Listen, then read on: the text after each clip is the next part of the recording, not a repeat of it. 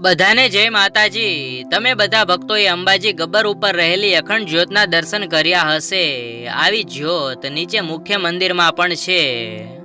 આજે અમે તમને કહીશું એક એવો ચમત્કાર જે સાંભળીને તમે આશ્ચર્યચકિત થઈ જશો। ક્યારેય વિચાર્યું કે અખંડ જ્યોત કોના તરફથી ચાલે છે? તમે બધાએ નવરાત્રીમાં અંબા ભયપદ દાયની રે શ્યામા સાંભળજો સાદ ભીડ ભંજની આ ગરબો સાંભળ્યો જ હશે। મંદસોરનો એક બહુ મોટો વેપારી વણિક અખેરામ નામે હતો। એક વખત આ અખેરામ ભાઈનું વહાણ દરિયાની મધ્યમાં વાવાઝોડામાં સપડાયું। વહાણ બચાવવા અનેક પ્રયત્નો કર્યા પણ નિષ્ફળતા મળી। પછી અખેરામ વણિકે માં જગદંબાનો સહારો લીધો। હે જગદંબા, તમે મને બચાવશો તો વહાણમાં રહેલી અડધી મિલકત તમારે ચરણે ધરીશ।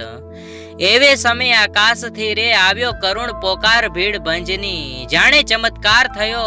વહાણ સ્થિર થઈ ગયું ને તોફાન સમી ગયું। મંદિરના ભટ્ટજીને સ્વપ્ન આવ્યું। માં જાણે કહેતા હતા કે ભટ્ટજી, મારા વસ્ત્ર ભીંજાઈ ગયા છે, બીજા બદલાવો। ભટ્ટજી એકાએક બેઠા થઈ ગયા અને મંદિરના દ્વાર ઉગાડી અંદર ગયા। જુએ તો માના દેહ પરના વસ્ત્રોમાંથી પાણી ટપકે। તે દોડતા બીજા વસ્ત્ર લઈ આવ્યા। તેમની દ્રષ્ટિ ત્રિશૂળ પર પડી તો તે વાંકું થઈ ગયેલું।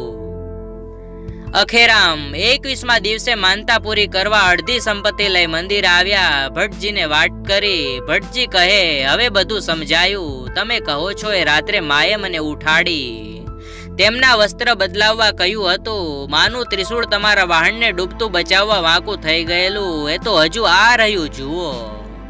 અખેરામ માના ચરણે નમ્યા અને બોલ્યા, મારા તરફથી અખંડ દીવો સ્વીકારજો માં। એ દિવસથી આજ સુધી અખેરામના વંશજો તરફથી મંદિરમાં અખંડ જ્યોત ચાલુ છે।